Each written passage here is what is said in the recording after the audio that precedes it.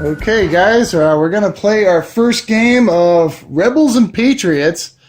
I've got a friend coming in from many miles away. Yeah, about 4,000. 4,000 miles. Matt Varnish. Yeah, I'm Matt Varnish online. Dennis, not online. Okay, and then he's playing the French. Or actually, I should say the Canadians. He's going to play his own countrymen. Yeah. So the French have two platoons here of Marines. And then you've got some... Coureurs des Bois. See, he can say it right, and basically I cannot. Pathfinders. And you can see right there, that's Pepe Le Pew, right? Yeah. All right. So those are... And then you have a group of natives here. Yeah, some Algonquin out here. Algonquin. All right. And now the scenario is for...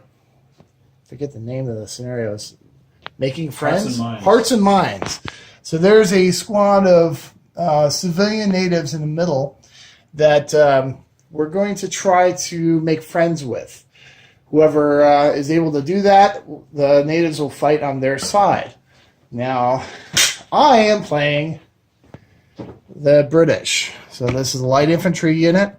The Bobbies, line infantry, and then some Scots. All right. Dennis has the first turn. We're going to begin. Okay, this is the end of turn 1. Dennis has moved his troops forward. He got all 4 of his rolls.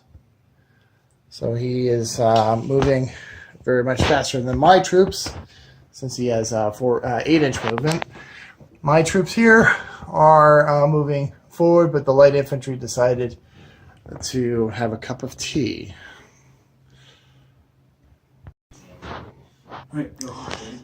Okay, this is the end of turn 2. The French advanced here.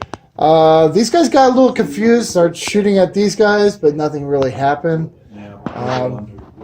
The frontiersmen there are at the edge of the village. And then looks like the Algonquins have reached the village. Now, this could be, they could go either way because they are... different tribes. So, yeah, they're Abenaki, I think. I don't know. Yeah, we never know. So what happened on the British side is I flubbed my roll, and I did a lot of, like, non-moving. So there it is.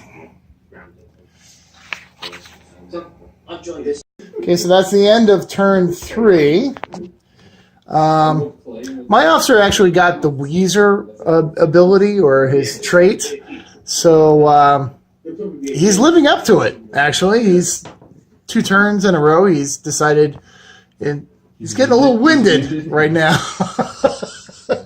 So the Scots are tired of waiting, so they went around that unit. And then this unit here, they are lined in queue. So they decided to just stay behind their commanding officer.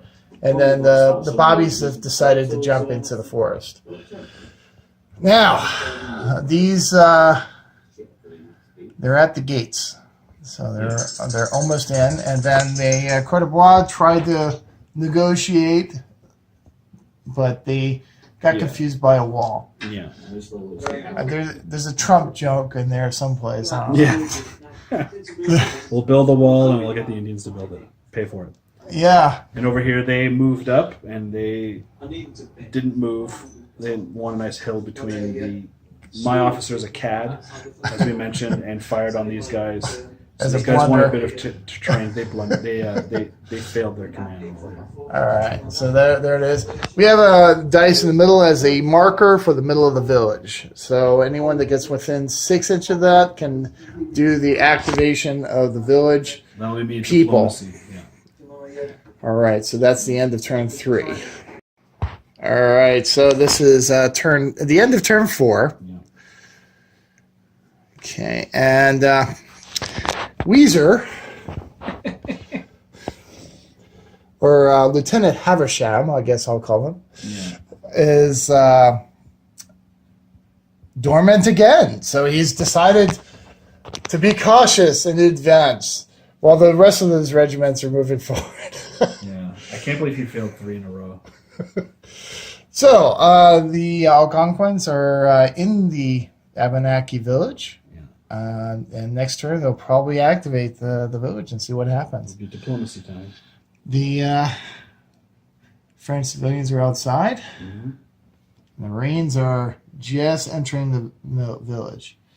Yeah, but I got to have to worry about your bobs shortly. But the Bobs are over here, sneaking over to do some nefarious things. All right. Dastardly British. That's the end of turn 4. No. The end of the turn 5. Weezer's decided to move at last, and these guys decided to hang back. The Scottish are getting riled up and ready to engage some French.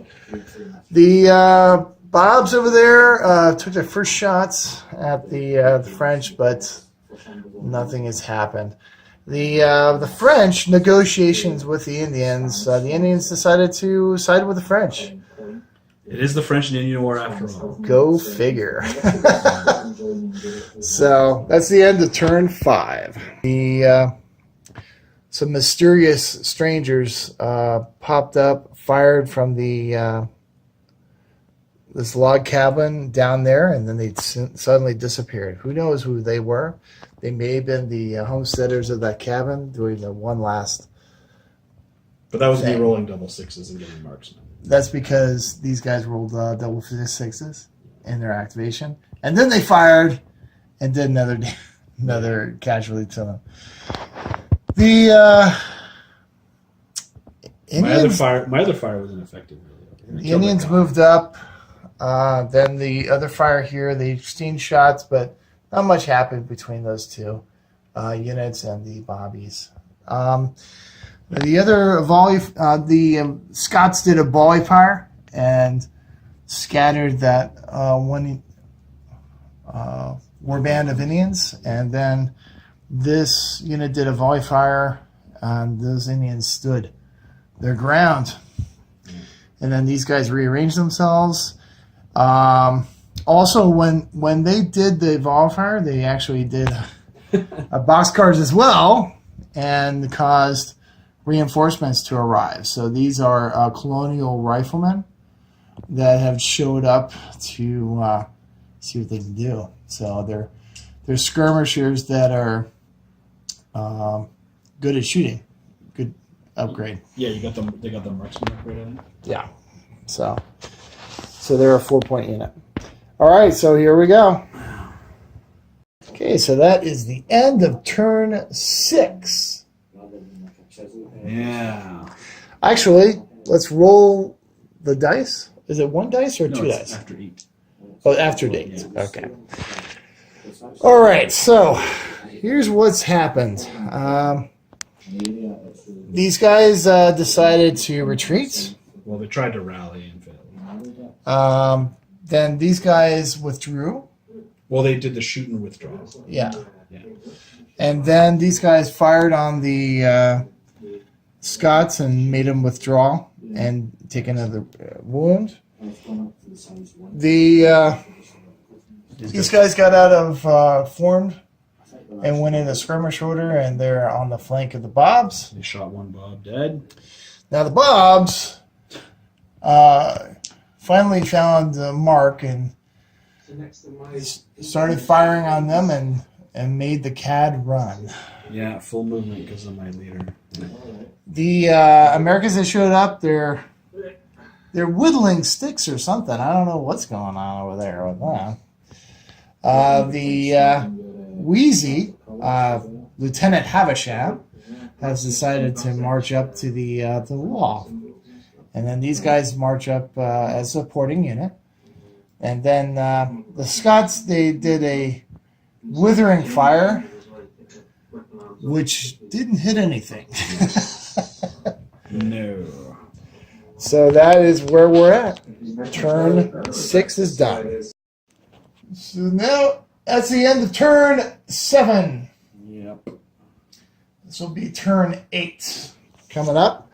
So what happened in turn 7? The Scottish rallied. My French did not rally. The French with a leader, no doubt. Monsieur Flashman, or the French equivalent. He's a cad. Yeah. He galloped off.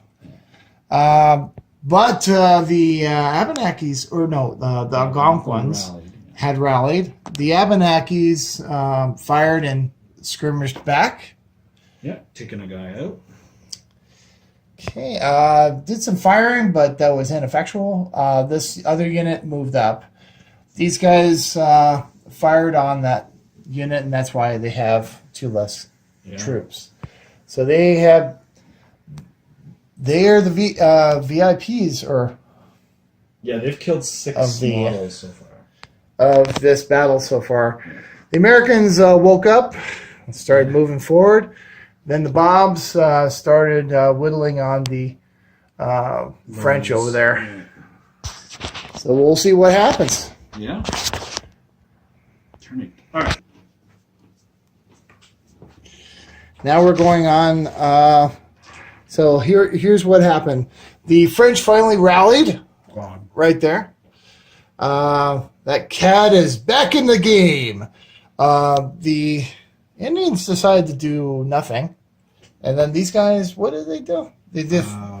They moved forward and skirmished. Yeah, they did a move and then shoot. Yeah, the skirmish order shot, and I think they caused a casualty here actually. Yeah, and they caused one as well. And then they did too. So, but they didn't like Jimmy, Edward, and Stuart, so they owed them money, I think. Yeah, and these guys failed. Those guys fired and nothing happened, or actually nothing. No, they failed to activate it. All right, and then the Bobs fired at that, or actually didn't fire. They decided not to shoot either. But the Americans, they fired, but they had atrocious dice rolls. Yeah, pretty much. And then, these 2 fired, but they didn't do anything either. Yeah. All right, so that's the end of turn 8. We rolled the end of turn, and the game is continuing for another turn. Yeah. Okay, so that's the end of turn 9. Okay, so some developments here. The French are reorganizing themselves here. There's a kind of a lull in the battle where they have started to reload their muskets or something of that nature over on this side, between the Bobbies and the French, and the Indians, for that matter. The Americans came up, did some ineffectual fire, and the British are starting to move into the village. Yeah, and that's points for you. So there it is. Also, I think, was it last turn? He failed.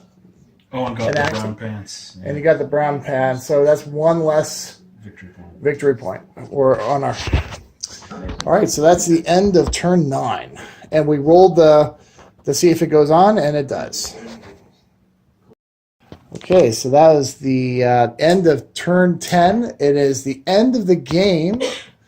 Let's do a synopsis of what just happened at this end of turn. The Withering Fire, this is probably the man of the match. Man of the match right there. They caused the Scots to run away? No. Or was to retreat twice, and they have 2 disorders. Right, so that's... But they're not dead. But they're pushed back. They pushed them back. Now, these guys were still ordering themselves around. Actually, I think they did a skirmish order. Yeah, so these guys, I moved them first, and then my plan was, first of all, this yet again did nothing. This is the most useless part of the battlefield here. These 2 shooting at nothing. But over here, I had a unit in here, and in that crops was his remnants of the Americans that came up and over the wall. And what I wanted to do is, I was going to charge, but then I'm like, wait, I can activate this later. So I activated the other units to shoot into them. whittle them down, and then these guys were here, charged in, beat them. They fell back 3 inches. Because I didn't take any wounds, I could follow up 4 inches. Second round of combat, I smashed them, and then you shot at me and they ran. But crucially, you were going to get a bunch of victory points if you had guys within 6 inches of the center of town. So these guys were the guys that initially, this is their town. So these are the guys that I used diplomacy on. So they defended their town nicely. I rolled, for these guys with 12 dice, I rolled 7 5-ups to just slaughter the British. And that really just broke them. So the one British unit that I got through the gate, through this fencing, they jumped over and then they got slaughtered. Now, the Americans over there, they did do some withering fire to make them flee. Well, the fact that they were a free unit. Yeah. Like they were free. They came on the board as... So my free unit shot his free unit. Yeah. It's pretty clutch. And caused him to run. So that's pretty cool.